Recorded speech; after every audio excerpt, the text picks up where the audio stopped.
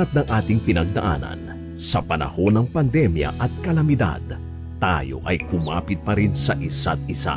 At buong tiwala ninyong ipinakita ang inyong suporta sa serbisyo at paglilingkod namin sa paghahatid ng tamang balita at impormasyon, tulong na galing sa aming puso.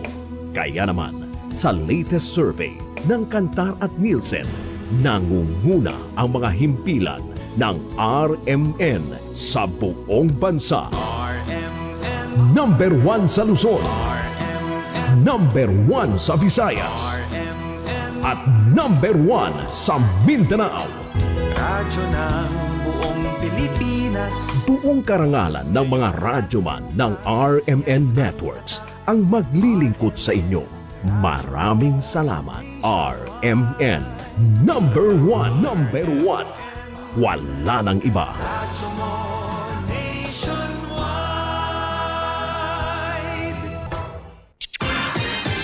Ito ang DXMY. The Music and News FM station of RMN. Sa Cotabato. 90.9. DXMY. Oras mga kasama sa buong kapuluan, tatak alas 7:46 ng umaga. Tatak RMN. RMN News. Diretso Balitang Cotabato. Headlines. 2 katao patay sa pananambang sa SJ Barm. RMN Headlines. 4 katao naman na magsasaka sugatan sa pamamaril sa bayan ng Matalam. RMN Magkaaway na pamilya, nagkabarilan 5 sugatan ng mga suspek na katakas sa LDS. Headlines. Senator Robin Padilla naglabas ng pahayag sa nangyayari sa BARMM. Headlines. SGO Maguindanao del Norte official na lumawak sa peace rally pinagpapaliwanag. Headlines. Tawi-tawi LGU naman umaasa sa pagbabago sa MBHC sa ilalim ni ICM Makakua. Headlines. Barm isinailalim sa state of calamity kasunod ng crisis na nararanasan. Headlines. Kandidato naman sa 3rd District Representative ng Maguindanao del Norte, umatras. Headlines. LGBTQ member na nagpanggap bilang babae para magpakasal sa kanyang kasintahan humingi ng patawad. Headlines. Isang Islamic scholar naman na may pahayag sa viral LGBTQ member na nagpanggap na babae. At panukalang naglalayo nga magtayo ng 1 bilyong regional o 1 bilyong pisong regional sports complex para sa mga atleta sa Barm itinulak. RMN News. Diretso Balitang Cotabato. Magandang umaga po mga kasama. Ngayon po ay Wednesday, May 20, 2026. Sumasa inyo na pong Diretso Balitang Cotabato. Kami ang inyong magiging tagapaghatid balita, Radyoman Eb Sabang. At Radyoman Julie Mapalaw. RMN News. Diretso Balitang Cotabato. At sa detalye ng mga balita mga kasama, patayo on the spot ang 2 lalaki matapos tambangan ng mga armado sa sitio Bungalos, Barangay Kabasalan sa Ligawasan Special Geographic Area o SGA Barm kahapon. Kinilalang biktima na sina Tamano Gimbalanan, nasa tunggulang sekretary ng Barangay Kabasalan at ang mga kasama nitong BIPAT member na si Norodin Salinugen. Pawang mga residente ng nasabing lugar. Sakay ng kulay itim na minivan ang mga biktima nang bigla silang ratratin at paulanan ng bala mula sa pinaniniwalang long firearms na nagresulta sa kanilang pagkamatay. Patuloy pa ang isinasagawang investigasyon ng mga otoridad sa nasabing krimen. RMN News. Diretso Balitang Cotabato. Mga kasama, sugatan naman ang 4 na magsasaka matapos mauwi sa enkwentro ang sanay pananambang ng mga di pa nakikilalang armadong kalalakihan. Alas 11 ng umaga kahapon sa sitio Esmar B, Barangay Estado sa bayan ng Matalam, North Cotabato. Bate sa paunang impormasyon sa noon ng traktor ang 10 mga gawa kabilang ang 2 babae at pauwi na sana mula sa pag-i-spray sa isang plantasyon ng palm oil nang bigla silang harangin ng mga armado sakay umano ng puting minivan at pinagbabaril. Gayunpaman, gumanti ng putok ng baril ang mga trabahante na naging hudyat ng maikling engkwentro.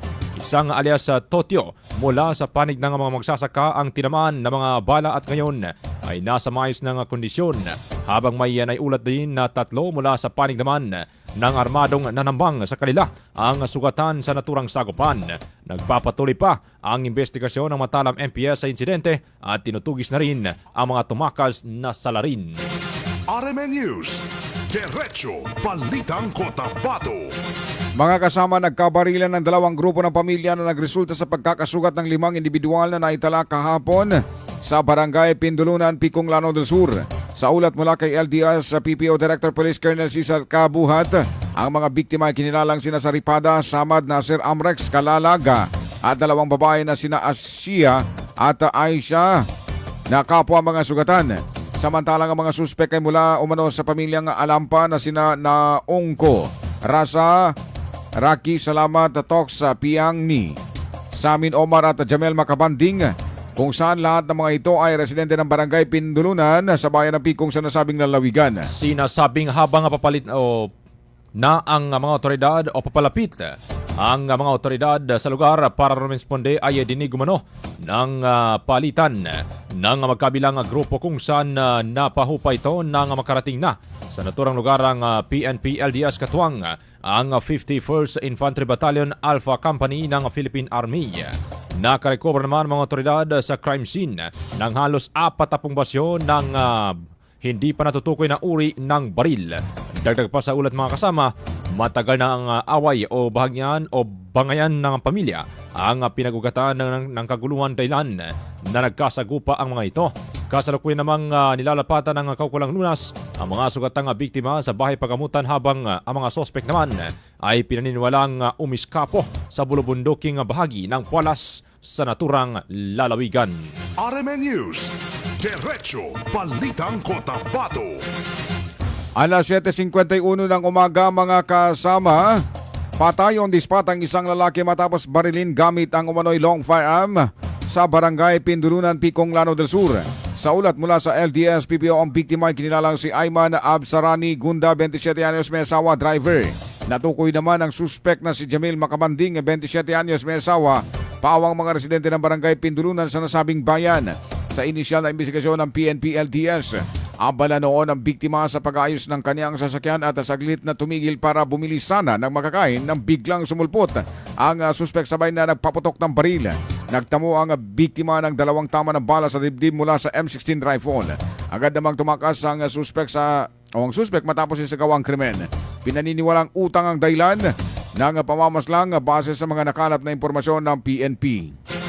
RMN News, Diretso Balitang Cotabato. Mga kasama, agad na kumilos ang rescue personnel ng Northern Cabuntalan sa Maguindanao del Norte upang tumulong sa isinagawang search and rescue operation para sa nawawalang bata mula sa Karatigbayan ng Libungan sa North Cotabato. Pinangunahan ni N. Cabuntalan Mayor Dato Umbra Dilangganin kasama ang Municipal Disaster Risk Reduction and Management Officer MDRMO at mga volunteers mula sa Barangay Gayunga ng Bayan ang pakikisa sa naturang operasyon bilang pagpapakita ng suporta at malasakit sa naapektuhang pamilya. Ayon kay MDRMO Chief Mokhtar Kabagani, na mahalaga ang pagtutulungan ng mga karatigbayan sa panahon ng sakuna at emergency, lalo na kung buhay ng isang bata ang nakasalalay. RMN News, Diretso Balitang Cotabato. Alas 7:53 ng umaga mga kasama, sa ibang panig ng balita, ikinalulungkot ni Senator Robin Padilla ang umano'y nabubuong hidwaan sa loob ng Moro Islamic Liberation Front o MILF at ng Bangsamoro Autonomous Region in Muslim Mindanao, na ayon pa sa kanya masakit umano para sa maraming Bangsamorong ganitong mga sitwasyon. Sinabi pa ng senador mga kasama na ikinalulungkot niya ang umano'y pagkakalintulad ng kasalukuyang sitwasyon sa naging hidwaan noon sa loob ng MNLF at dating Autonomous Region in Muslim Mindanao o ARMM. Ayon sa kanya, matagal na niyang kakilala ang mga matataas na opisyales ng BARM, lalo na si Alhaj Murad Ibrahim, na kasama pa niya sa Libya noong isinusulong ang exploratory talks para sa pagbuo ng nasabing otonomiya.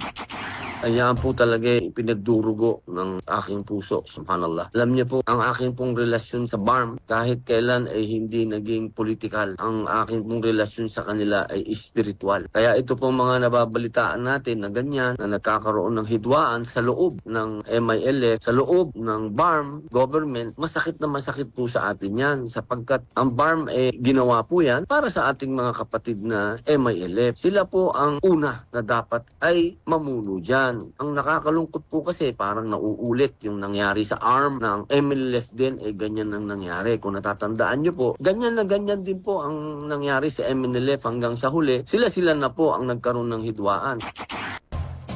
Dahil dito mga kasama, umaasa siyang mabibigyan ng pansin ng Pangulo ng bansang lumalalim umano na usapin upang mapanatili ang pagkakaisa at katatagan sa Bangsamoro Region. Dagdag pa ni Senator Padilla mga kasama na kapag nagpatuloy umano ang nasabing hidwaan ay maapektuhan ng inaasahang pagunlad at katatagan sa rehiyon ng Bangsamoro. Inimok din niya ang pamahalaan na tulungan na mapagbuklod muli ang mga lider ng MILF upang hindi umano matulad ang BARM sa naging karanasan noon ng ARM at MNLF na humina umano dahil sa hindi pagkakaunawaan sa loob ng naturang organisasyon. Kaya napakasakit po sa akin, ganito yung nangyayari. Kaya sana po pakinggan po ng ating mahal na Pangulo kung ano ang nararamdaman ng mga MIL, lalong-lalo na po yung may kinalaman po sa ground. Kasi pagka ganyan po ang sitwasyon, sayang yung BARM. Sayang po kung hindi ang dapat una ditong makinabang sa RMN News, Diretso Balitang Cotabato. Dagdag pa mga kasama sa mga balita, inilagay naman sa ilalim ng investigasyon ng isang opisyal ng Schools Division Office matapos siyang padalhan ng Notice of Explain kaugnay ng umano'y pagdalo sa isang peace rally sa harap ng Bangsamoro Government Center sa Cotabato City habang nasa office hour. Ayon sa Bangsamoro Attorney General's Office o BAGO, binigyan ng 48 na oras si OIC Assistant School Division na Superintendent Sara Bansil upang magpaliwanag sa kanyang pagkakasangkot sa nasabing rally. Batay sa ulat, ang naturang kilos protesta ay may kaugnayan sa panawagang ipatupad ang Comprehensive Agreement ng Bangsamoro kabat ang issue ng hinihiling pagbibitiw ng MBHT Minister. Sa ipinalabas na utos, sinihingi rin ng BAGO na linawin kung ang opisyal ay may aprobadong leave o paintulot mula sa kanilang tanggapan noong siya ay lumiban. Gayun din kung naapektuhan ba ang operasyon ng kanilang opisina dahil sa kanyang pagdalo sa aktibidad. RMN News, Diretso Balitang Cotabato.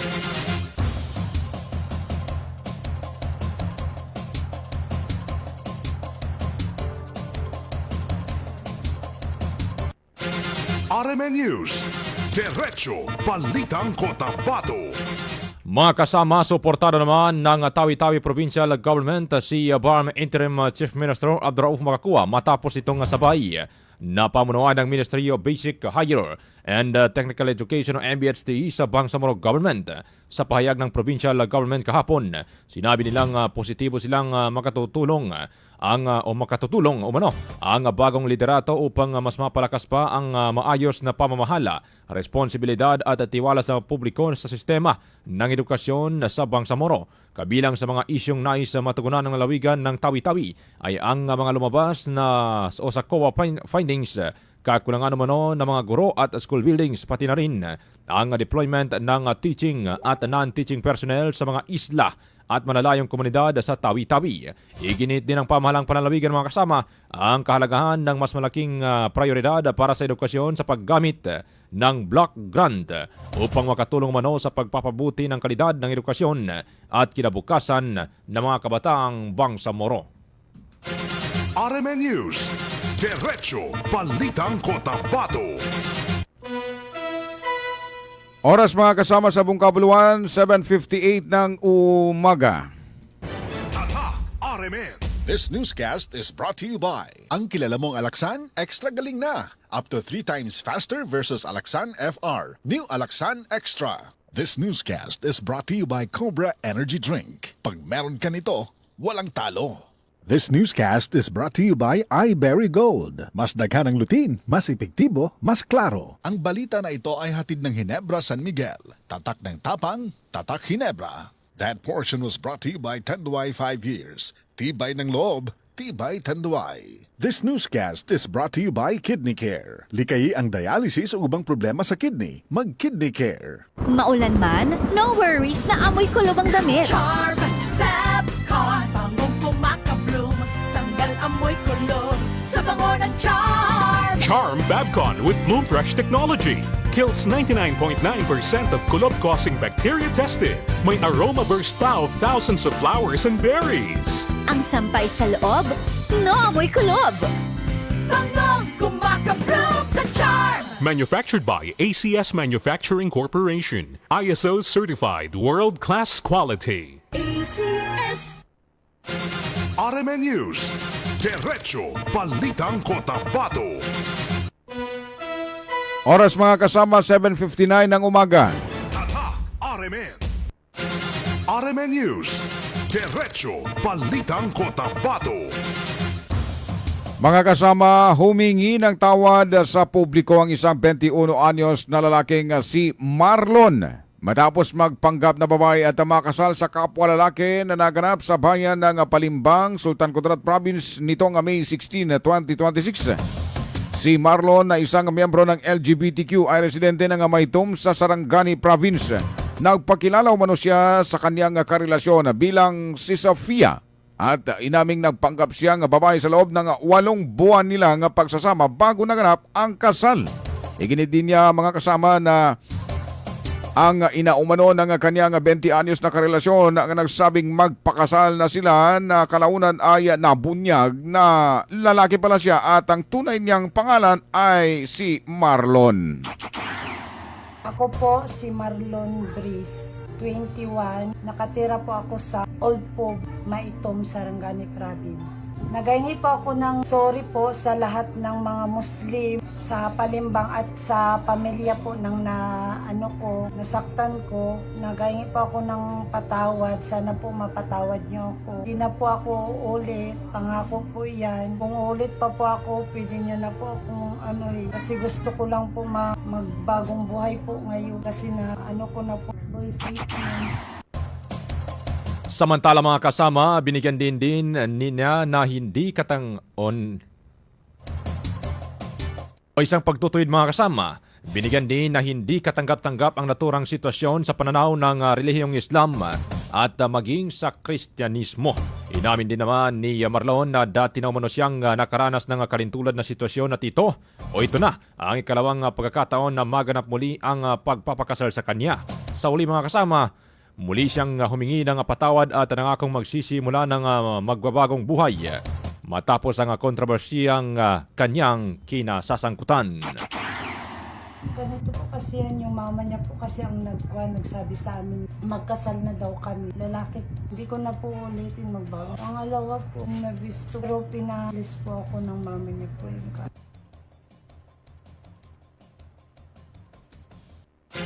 RMN News. Diretso Balitang Cotabato. Mga kasama, sa kaugnay ng nasabing balita,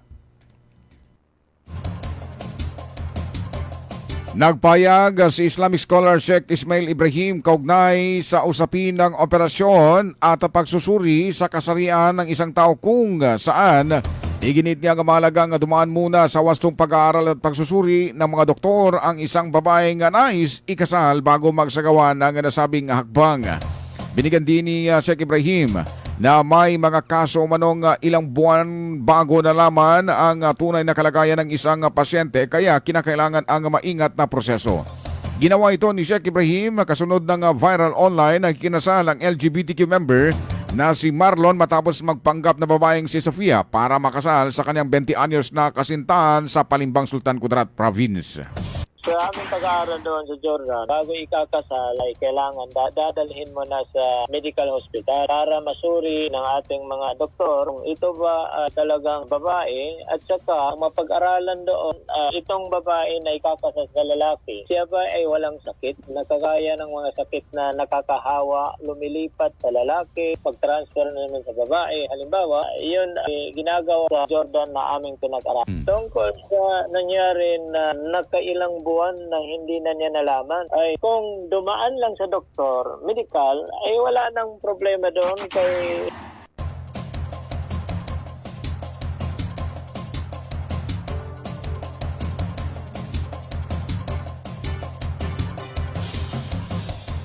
Dagdag pa niya mga kasama na tungkol sa babae na o babae at lalaki sa lalaki. Bawal na bawal naman itong gawin bate sa mga lumang katuruan noon panahon na mga naunang sugo ng Panginoong Allah at sa mga aral na iniugnay niya sa mga reliyosong pinagmulan sa pagitan ng bansang Jordan at ng Palestine. Anya pa, mahigpit na ipinagbabawal sa relihiyong Islam ang ganitong mga gawain at maaaring matulad na lamang sa mga kung ano ang parusang sinapit noon na mga gumawa nito.